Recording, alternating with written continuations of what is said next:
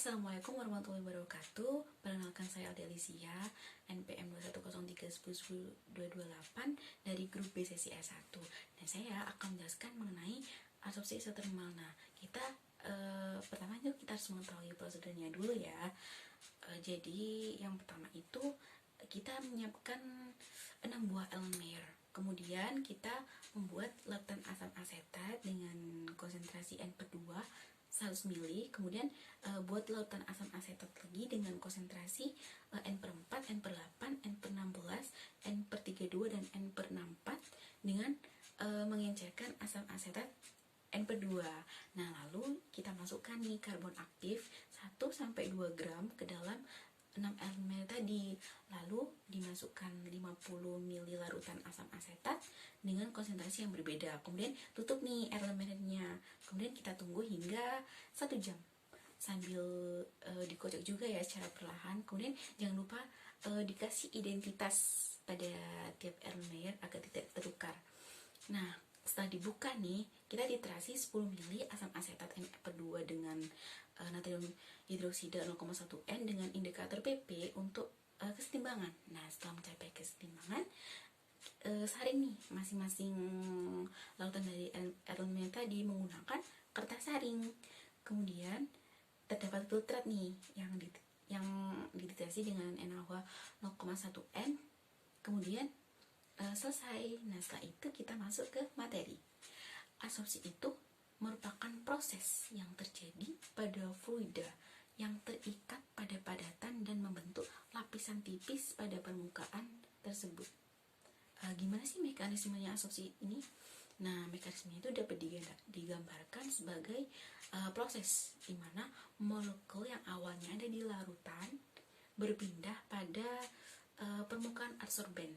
Nah, molekul dapat terabsorpsi bila gaya adhesi antar molekul adsorbat dengan molekul adsorben itu lebih besar daripada gaya kohesi tiap molekulnya. Nah, tadi kan ada istilah adsorben sama adsorbat nih. Nah, apa sih itu? Kalau adsorben itu media penyerap. Kalau dalam praktikum ini tuh karbon. Kemudian kalau adsorbat itu substansi yang akan dipisahkan dari pelarutnya. Nah, kemudian berdasarkan kepolarannya, adsorben itu dibagi menjadi 3, yaitu yang pertama itu adsorben polar. Nah, ini tuh mempunyai daya absorpsi besar terhadap kayak alkohol, keton, dan aldehid. Kemudian yang kedua itu adsorben non-polar yang mempunyai daya absorpsi yang besar terhadap basa. Dan yang terakhir itu adsorben basa yang mempunyai daya absorpsi besar terhadap asam. Nah, apa sih perbedaannya model absorpsi isotermal menurut Langmuir dibandingkan dengan Freundlich? Nah, kalau absorpsi isotermal menurut Langmuir nih, itu tuh mengidentifikasikan bahwa kapasitas adsorben maksimum terjadi akibat adanya lapisan tunggal adsorbat pada permukaan adsorben. Nah, kalau absorpsi isotermal menurut Freundlich itu absorpsinya itu terjadi pada beberapa lapis dan ikatannya itu tidak kuat. Nah, kita setelah memahami materi tersebut, kita juga harus mengetahui nih faktor-faktor apa saja sih yang dapat mempengaruhi percobaan. Nah, agar kita dapat meminimalisir kesalahan-kesalahan saat melaksanakan praktikum ya. Jadi faktor yang pertama itu karakteristik dari adsorban.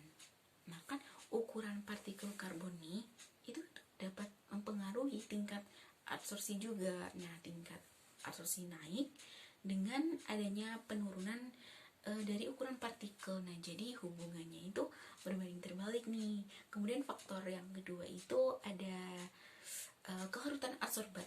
Nah, senyawa terlarut itu lebih sulit diabsorpsi dibandingkan dengan senyawa tidak larut.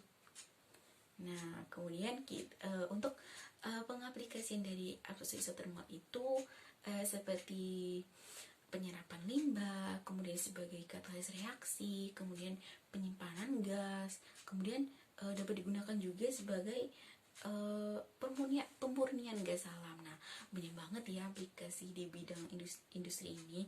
Jadi diharapkan tuh praktikan dapat memahami konsep-konsep sehingga dapat menerapkannya itu di bidang industri. Nah, sekian penjelasan materi dari saya. Apabila ada kurangnya mohon maaf. Wassalamualaikum warahmatullahi wabarakatuh.